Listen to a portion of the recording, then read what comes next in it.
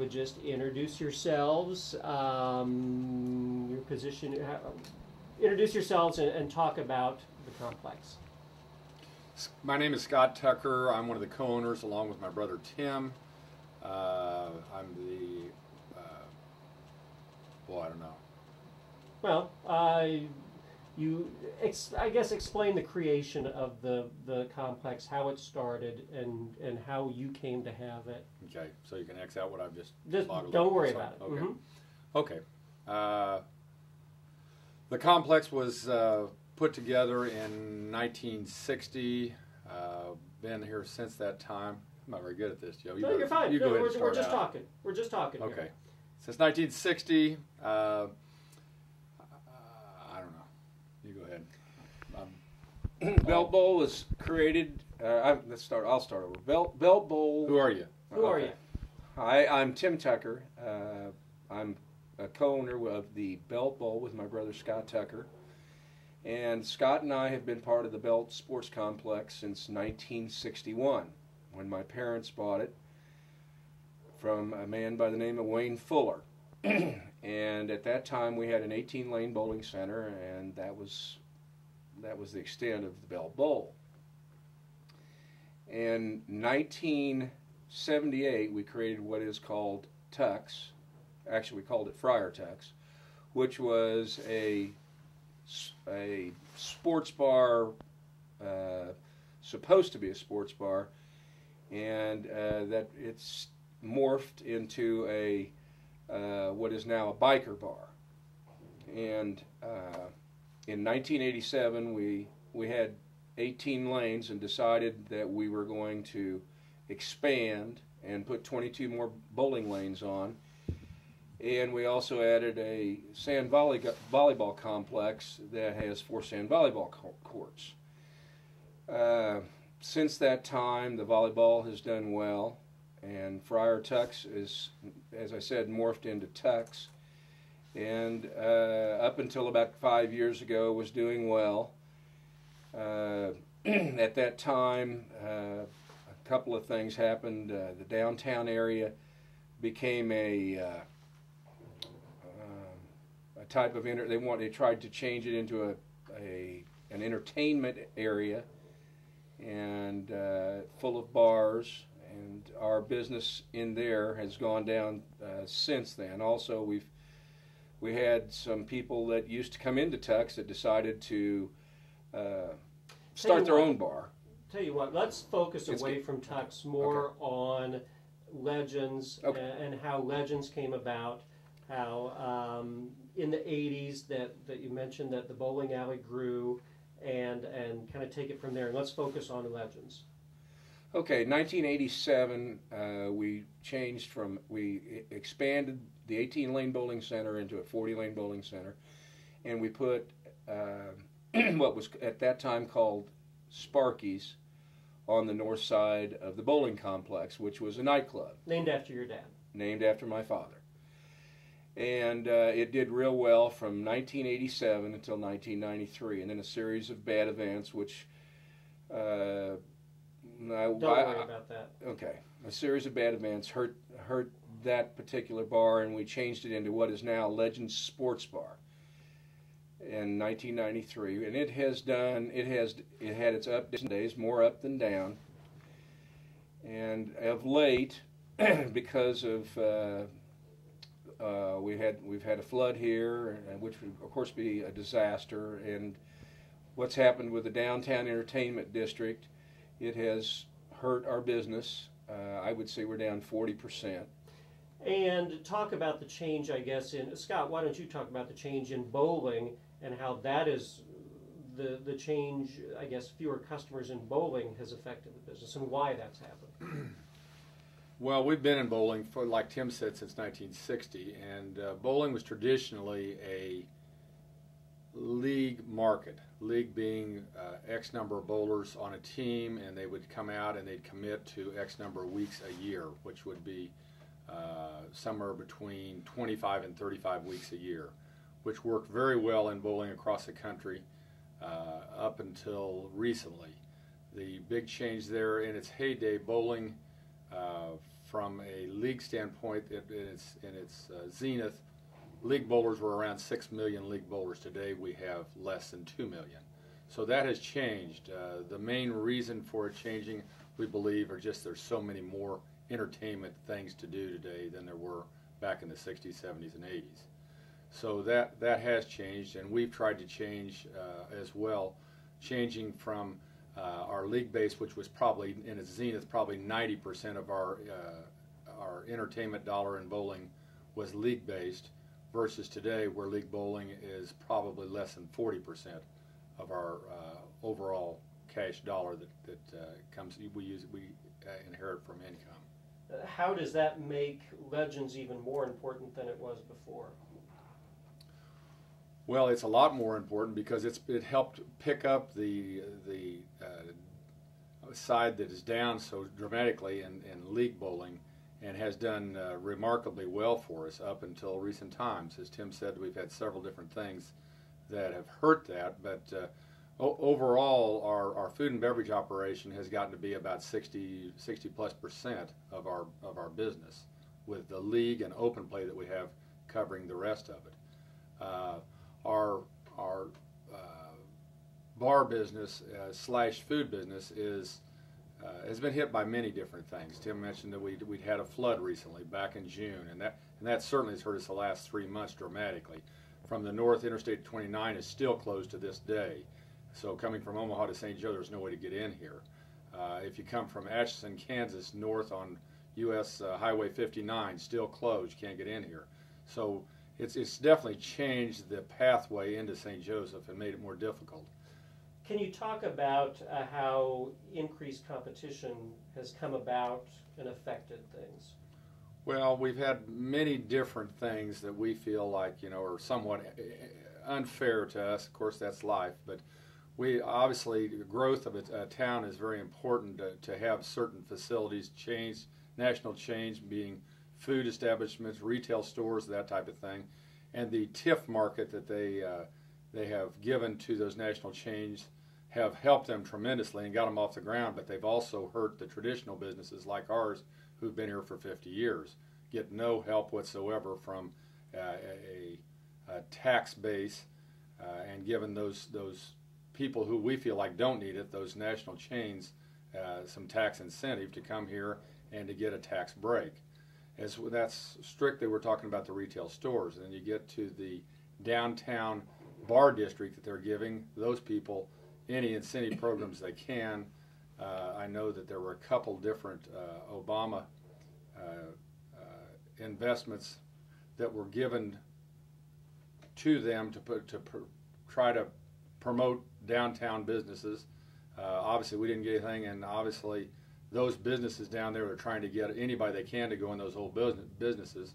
So, those people get in for hardly any investment whatsoever, and are able to go in there with that and offer very much reduced pricing as far as their beverages. And other than the competition, what are things that you see that aren't right here? You can be pretty candid about it. Rephrase your question. Competition is dragging us down, but what are other things that are going on here that maybe aren't up to what you want to see?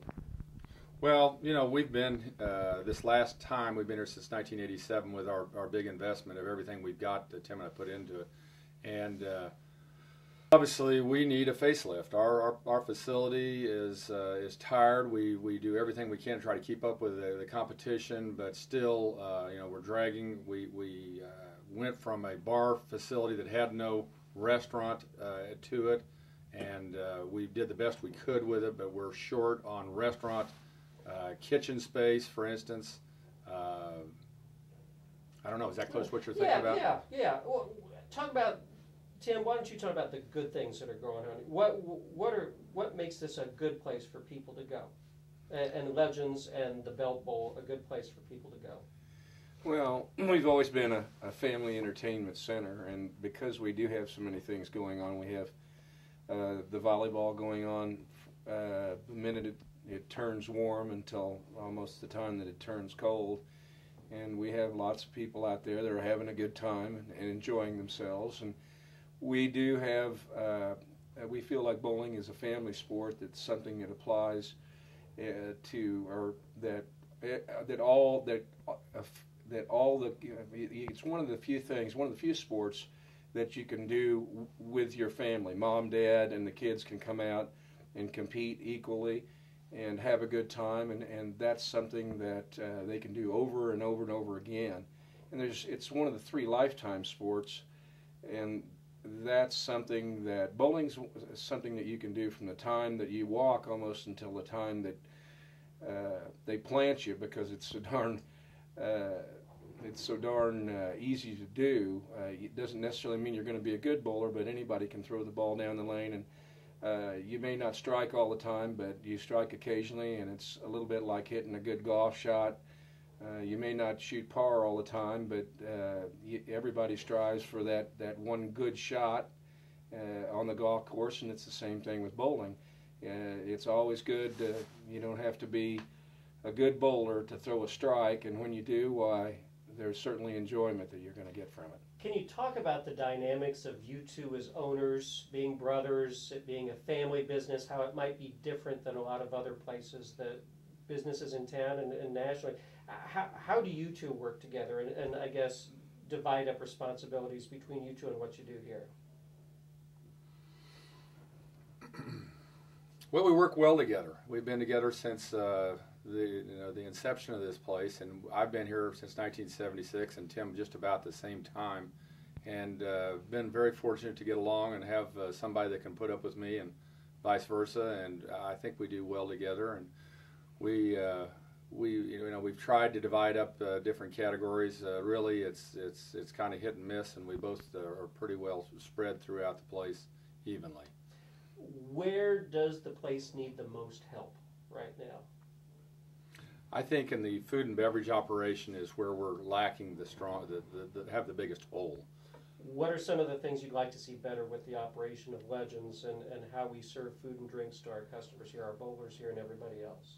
Well, obviously it starts with the fundamental person meeting them and greeting them at the door, and being a good, friendly, clean environment with a good product. And our product, I believe, is adequate with the amount of volume that we're doing for the present time. As we do better, our kitchen, as I stated earlier, is ineffective and needs to be larger and more modernized. Tim, what would you like to be seen done if Bar Rescue would come here? What would your expectations be, or your hopes be, if Bar Rescue came? Well, what I'd like to see done is, I guess we probably need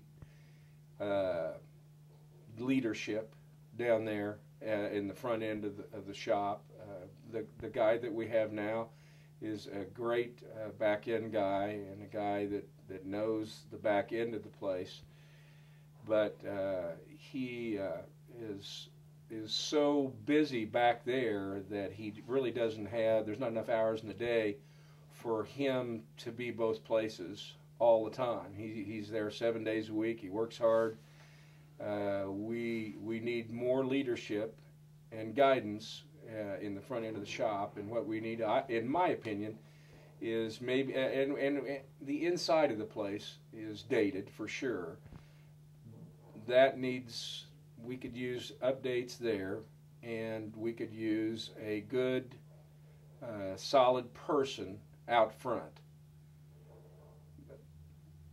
How important is this place to both of you? And I want you each to address this, just as far as this is a family place for 50 years.